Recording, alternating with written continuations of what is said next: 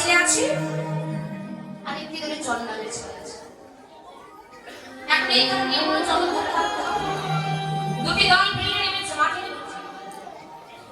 খেলা যখন স্টার্ট করবে, খেলা যখন শুরু করবে, ঠিক সেই সময় যে দলে ব্রাহ্মণের ছেলে আছে তারা মনে মনে ভাবছে আগো বলি আরে আমরা তো ব্রাহ্মণের ছেলে, আমরা কেন ওই চন্ডালের ছেলে পাথর দিতাম, খেলা হবে না। আর যে দলে চন্ডালের ছেলে আছে তারা যদি আবার মনে করে আমরা চন্ডালের ছেলে হয়ে কেনই ব্রাহ্মণের ছেলে পাথর দিতাম, তাহলে কিন্তু খেলা হবে না। কারণ পদে বলেন যে খেলার জাত নেই সেই খেলা, তাহলে কোন খেলার জাত নেই? গৌরহরি আমার কোন খেলা খেলেছেন মা? হাঁটুনি খেলেছেন? ভজন বলেন না গো, গৌরহরি খেলেছেন একমাত্র মধুর হরি নামে যে খেলা, হারিলেও ভালো জিতলেও ভালো, এই হরি নামের খেলা এমনই খেলা, এই খেলাটা সবার জন্য প্রযোজ্য। সে যে কুলের মানুষ হোক, যে বর্ণের মানুষ হোক, আর যে শ্রেণীর মানুষ হোক, এখানে সবাই খেলতে পারে। যারা একবার এই হরি নামের খেলা খেলে কি হয় তাদের কি হয়? তারা কেউ হারে না।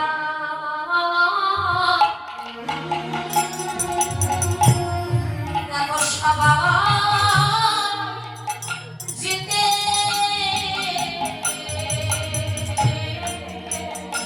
তারা কেউ হারে না।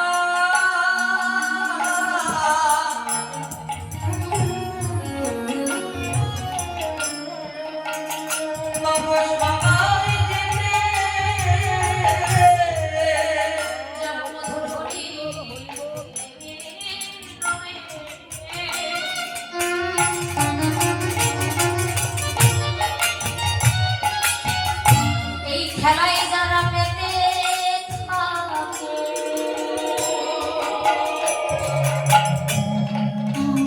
তারা কেউ হারে।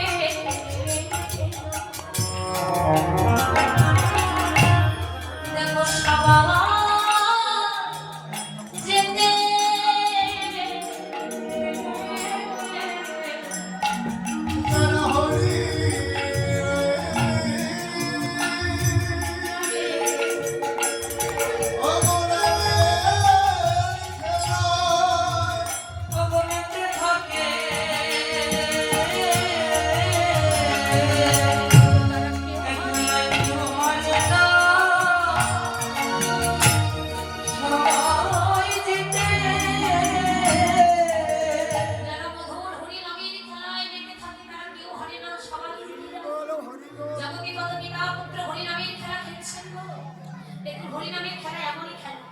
আপনি একা একা ঘরে বসে খেলতে পারেন, হাজার হাজার ভক্তের ভিড়ে বসে খেলতে পারে, লক্ষ লক্ষ ভক্তের ভিড়ে বসে খেলতে পারে।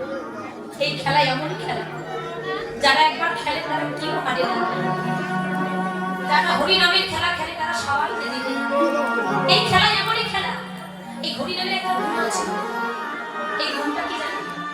আগেকার দিনে কয়েকটা পাড়া জুড়ে একটা হরি বসর হতে পারে, এখন প্রতি পাড়ায় পাড়ায় প্রতি ঘরে ঘরে আছে, প্রতি গ্রামে গঞ্জে হরি বসর হচ্ছে। আপনি একই লীলা, একই কথা, একই পদ পদাবলী প্রতিদিন অনুসরণ করছেন। এই উত্তর মুসলিয়া জীবনে কতবার শুনেছি? তথাপি কি কোনোদিন মনে হয় ওখানে আজকে কীর্তন হচ্ছে না আমি যাবো কথা শুনেছি? মানে হরি নামের এমনই গুণ, এই হরি কথা কৃষ্ণ কথা জীবনে আপনি যতবার শুনবেন তত শোনার ইচ্ছা জেগে যায়, যত শুনবেন তত শোনার স্বাদ জেগে যায়, যত শুনবেন তত শোনার স্পৃহা জেগে যায়। না জানি এর পরে আর কথা আছে, না জানি এর পরবর্তী কাণ্ড কি আছে, না জানি এর মাঝে আর কতটা রস, কতটা প্রেম, কতটা ভক্তি লুকিয়ে আছে। হরিনামের খেলা এমনই খেলা, হরিনামের এমনই খেলা। আমরা সাহিত্যের এবং মানব কুলে জন্ম পেয়েছি, কৃষ্ণ ভজবারে করে এই সংসারে আই মিছে মায়ায় ভক্ত হইয়া বৃক্ষ সম এলাম কৃষ্ণ ভজন করবার জন্য, কিন্তু আমরা পারলাম না। হরিনামের খেলা আমরা খেলতে পারলাম না। আমরা মনুষ্য বলে জন্ম পেয়ে তা করতে পারছি না বাবা, কিন্তু পশু বলে জন্ম পেয়ে তাই করছি। রাম ভক্ত হনুমান একটা বনে বসেছে, নিচু বলে যার জন্ম, পশু বলে যার জন্ম, তথাপি ভগবানের কৃপা লাভ করেছিল একমাত্র প্রেমের দ্বারা। একমাত্র ভক্তি দ্বারা এ জগতে ভক্তি যার কৃষ্ণতা সর্বশাস্ত্রে কম। ভক্তি না থাকলে কৃষ্ণ দেখে না, তার কি হবে? ওই যে মন্দিরে দেখতে পাচ্ছেন বিগ্রহ, আপনার হৃদয়ে যদি ভক্তি থাকে এখানে সাক্ষাৎ ভগবান রয়েছে। আর হৃদয়ে যদি ভক্তি না থাকে বিগ্রহ একমাত্র ভক্তের ভক্তিকে ভগবানের কৃপা লাভ করা যায়। ধন সম্পদ টাকা পয়সা বাড়ি গাড়ি অর্থপাত্র দিয়ে নয়, বিনা প্রেমছে নাহি মিলে নন্দলালা। বেদান্তের আপত্ত হনুমান একমাত্র প্রেমের দ্বারা ভক্তি দ্বারা কি করে পেল? নিজের বক্ষ ছেড়ে রাম সীতার যুগল বলুন আমরা কারণ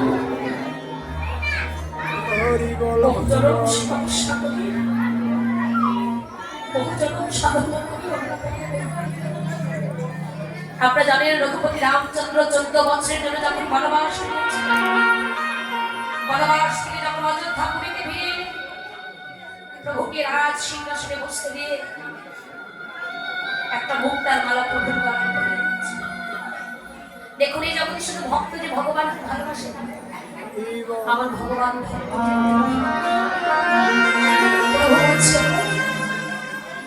এই মালাটা আমার গলায় শোভা, এই মালাটা শোভা হয় একমাত্র আমার এই ভক্ত নিজের গলা থেকে মালা খুলে ভক্ত হনুমানের গলা। আর হনুমান একটা একটা করে মুখটা দাঁতে নিয়ে চিবাচ্ছে। অদূর থেকে লক্ষণ দেখতে পেয়ে বলছে হনুমান এত বড় স্পর্ধা, আমার দাদা ভালোবেসে না হোক মুক্তার মালাটা গলায় পরিয়ে দিয়েছে। এই জন্য তুমি একটা একটা করে মুখটা দাঁতে নিয়ে চিবাইছে। কথাই বলে না হনুমানের গলায় আমার এই কথাটাই হলে তার বড় আঘাত করেছিল। কেন জানি জগতের বুকে যারা অন্ধ ব্যক্তির কাছে গিয়ে তাকে অন্ধ বলবেন শিক্ষিত দেখো, যারা পাগল মানুষের কাছে গিয়ে তাকে পাগল বলবেন শিক্ষিত দেখো, যে ব্যথা জীবনে কখনো কোনোদিন কাউকে দেখাবে মতো হনুমান বলছে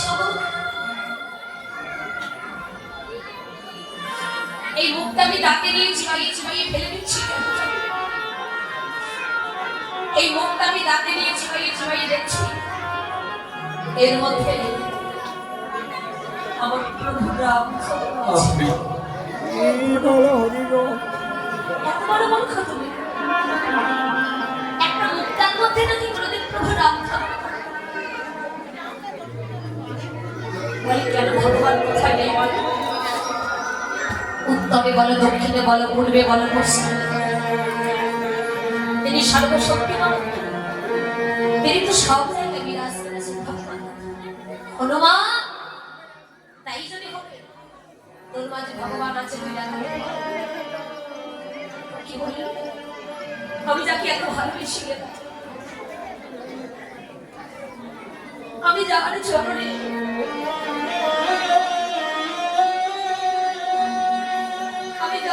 আমার সর্বস্ব অর্পণ করে দিয়েছি।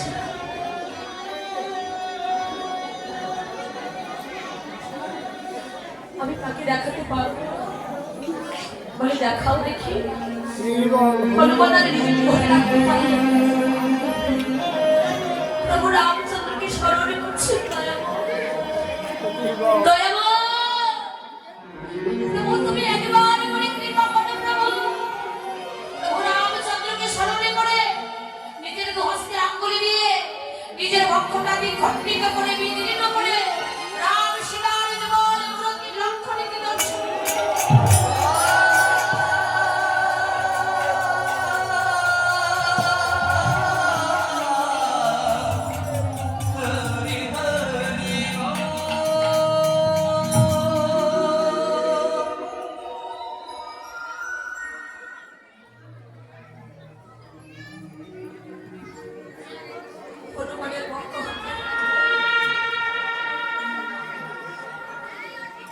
রুধির ধারা ঝরঝর করে পড়ছে।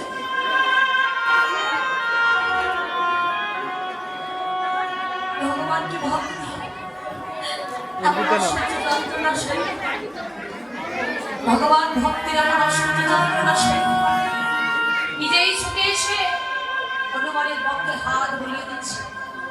লক্ষণ আদর থেকে দেখতে পেয়ে চিৎকার করে বলছে, হনুমান হনুমান, তোর এত প্রেম, আমার ভাই হয়ে আমার দাদা হয়ে আমি তো অর্চনা করতে বললাম না, আর তুই একটা বড়ের পশু হয়ে তাই করে দেখা। হনুমান আর দূরে নয় রে, আর দূরে নয়, একবার আয়া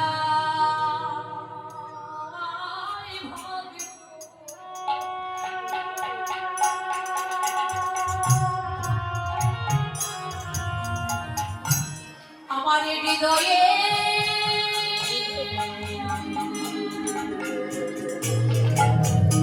মধুরে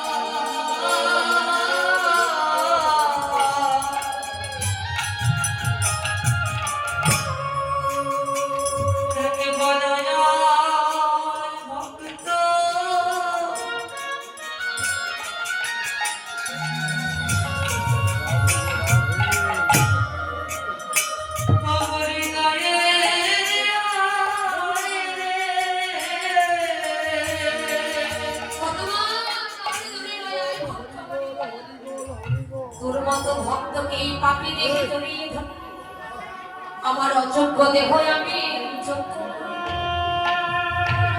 তাহলে কতটা প্রেম, কতটা ভক্তি, কতটা ভালোবাসা। আমরা মনুষ্যকুলে জন্ম পেয়ে আমরা যা করতে পারছি না বাবা, নিজ কুলে জন্ম পেয়ে, পশুকুলে জন্ম পেয়ে, অনেক পশু তাই সেখানে কতটা